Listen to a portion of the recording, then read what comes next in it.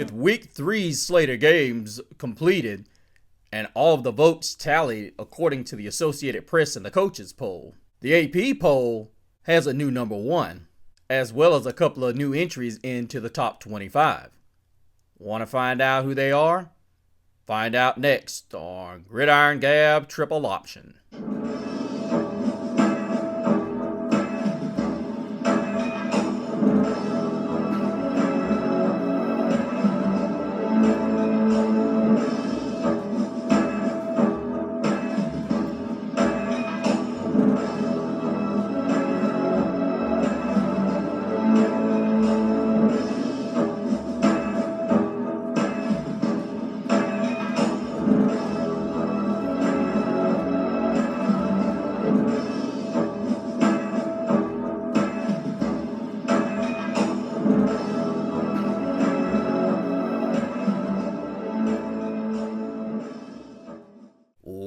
Welcome back, all you gabbers.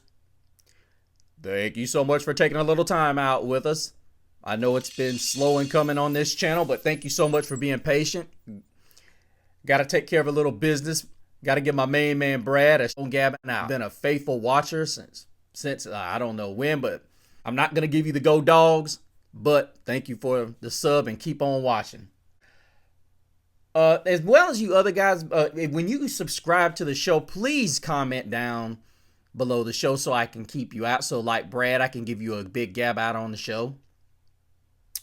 But let's go ahead and get down to business. Texas A&M was able to jump in as long as Illinois, as well as Illinois, were able to jump in the top 25 after not being ranked last week. Illinois is 3-0, as you guys may not know, but Boston College and Arizona dropped off. Arizona to me, is a huge disappointment, especially with their quarterback, Fafita, who's projected to be a top-notch draft pick eventually when he comes out. But as we know, college football is a team sport. However, let us go into the surprise of the week. As the Texas Longhorns in the AP poll jumped the Georgia Bulldogs. Now, I will say this. Texas should have been number 1 last week. It shouldn't have taken them just blowing out University of San Antonio for people to look at this and finally realize. It's like I don't understand about the coaches poll. Why are you guys giving Georgia 42 first place votes when they've beaten nobody? They beat nobody. And I don't care what anybody says about the Michigan victory. To go into any hostile environment and win is hard enough as it is. No, Kentucky's not considered hostile. Just saying. But it's been pretty simple to look at that the Texas Longhorns are arguably right now playing the best football. And Georgia, regardless of what people want to say, they have an opportunity in 2 weeks to prove that they're the number 1 team. And honestly, they would justifiably get majority of the votes if they were to go into Tuscaloosa and beat Kalen DeBoer and Alabama. Some of the more notable moves in this week's poll: Tennessee moved up 1 and Missouri moved down 1. Not sure what brought that on. I guess their struggle with Boston College, but Boston College is not a bad football team, you guys. They're a pretty good football team. They're going to give a lot of teams in that ACC conference fits. And of course, Miami is slowly moving up. To me, Miami should be up there.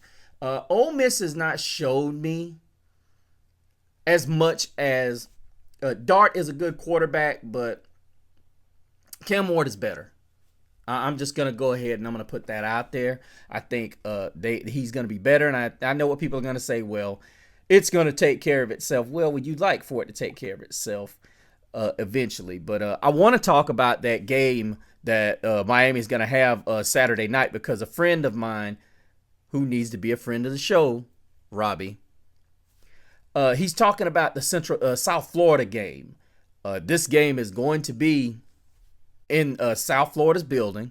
So I'm a lot like him. They played Alabama tough, in Tuscaloosa. So you've got to look at this and you've got to say to yourself, this is a scary game for Miami.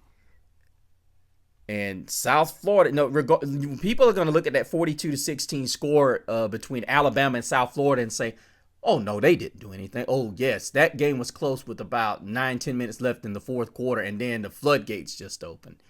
And much like many analysts and myself and people I've discussed this with, we believed South Florida, the depth chart finally caught up with them. They were out of gas, and they just didn't have anything left. But arguably, South Florida could be ranked in the top 25 by the end of the season. Mark my words. But I think Kim Ward, in my opinion, is the leading Heisman candidate. And I said on a show that I never put out there, you guys, that Miami was going to be a surprise team because of Cam Ward.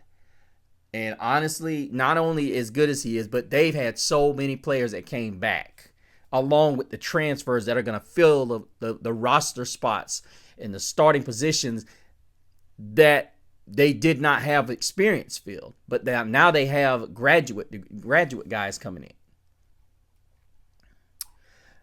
Another team that, and as we see, we've got Oregon staying put at 3-0. They had a big win this weekend against Oregon State.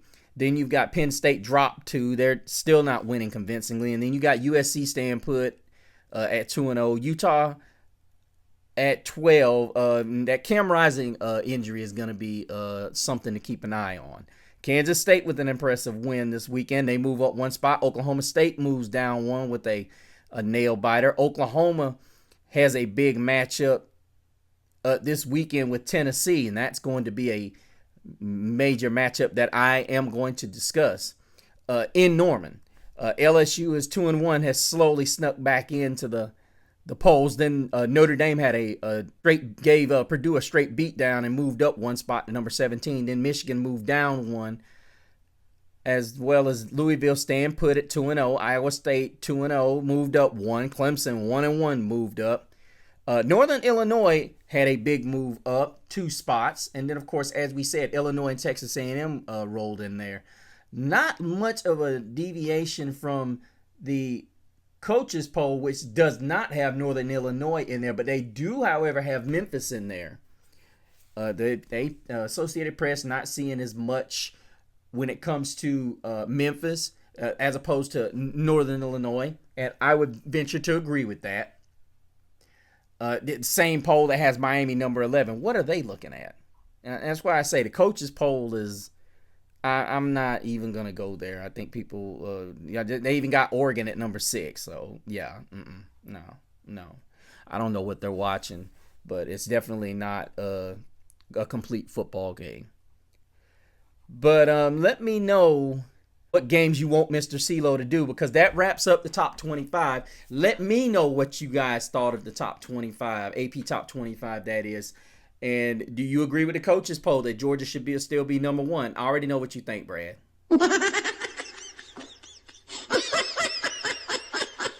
I honestly think that Texas is the best football team right now. They've played the schedule and they've done what they have to do. So if any of you Georgia fans think that Georgia should be number 1, they get a chance to prove it in 2 weeks. Well, in a week.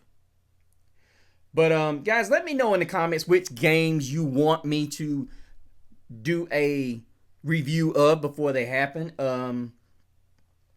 As we saw, Georgia escaped Kentucky, and I could do a review on that game and whatnot, but just let me know which ones you want to do, and also go to the Gridiron Gab triple option page and let me know which game you can vote on, which games you want me to do, and I will happily attempt to try to get that done. But make sure you also go to my Instagram at Mr. CeeLo and let me know what you think. But as I said, if you want to have your voice heard, comment either on the Facebook page or the comments down below. But until the next time, same Gab channel, same Gab platform.